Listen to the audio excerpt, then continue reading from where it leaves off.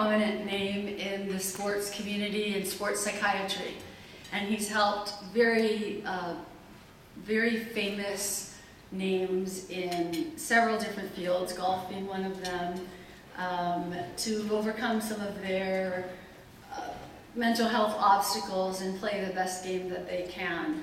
And so we are awarding Dr. Lardon with the 2015 Hope Award for his dedication to mental health out there in the community, again, spreading awareness and helping people achieve the greatest heights.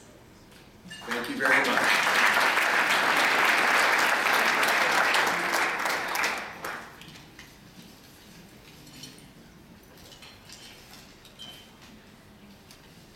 So Dr. Lardon, mental illnesses affect 450 million people worldwide. That's 1 in 4 people. In the US, that's over 65 million American adults and 12.8 million children. 3 times the number of those with diabetes and 10 times the number of all cancers combined. If there were one message you could give the public about mental illness, Dr. Lardon, what would it be? Well, here we go.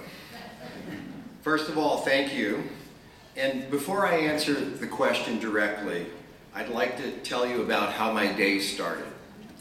I woke up, like any day, a little bit anxious, in part about having to give this speech.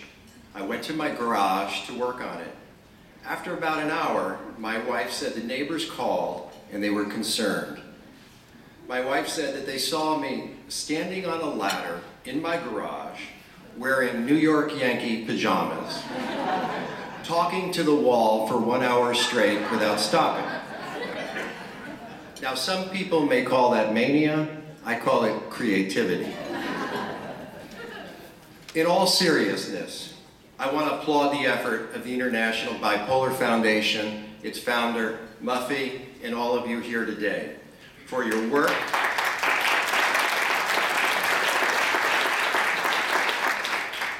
Vision and effort to destigmatize mental illness.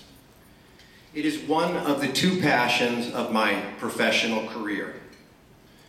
My other passion has been helping elite athletes achieve peak performance. Athletes suffer intense psychological strain, and they too can develop mood disorders. One such athlete was Jimmy Shea, a third-generation Olympian. In 2002, Jimmy Shea, his father, an Olympian also, and his grandfather, Jack Shea, twice an Olympic champion, were slated to light the torch in Park City, Utah, to start the Olympics. However, shortly prior to the Olympics, Jimmy's granddad was killed in a tragic automobile accident. Jimmy fell into a deep depression. He wanted to withdraw from the Olympics and contemplated suicide. He begrudgingly went to see me, his doctor. We utilized meds and psychotherapy, and soon he started to feel better, and he decided to compete.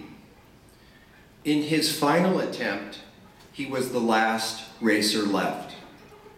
He took the funeral picture of his grandfather, and he put it in his helmet, and he exploded out of the gate, and he won the gold medal by 1/100th of a second. But what followed was much more important than an Olympic gold medal. Jimmy toured the country, educating people about mental illness. He was on the Jay Leno show, Anderson Cooper, and many other TV hosts. He taught me and many that we all can suffer from depression, that no one is exempt, even the world's best athletes. I always say, there are no bad bipolar genes. Illnesses manifest themselves through bad gene combinations and severe environmental stresses. Bipolar genes convey creativity and genius. They enrich the world and make it beautiful. Society needs to understand that mental illness does not just affect the mentally ill, it affects all of us. Mental illness is not demonic possession. Mental illnesses are brain diseases that are diagnosable and treatable. It is imperative for people to know that when they get depressed, it is not a life sentence. You can get better, get treated, get well, and great things can happen. You can even win an Olympic gold medal in the sport of life.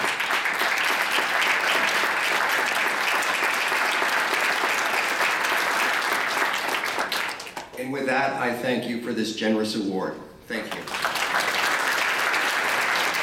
Ladies and gentlemen, one more time for all of our award recipients tonight.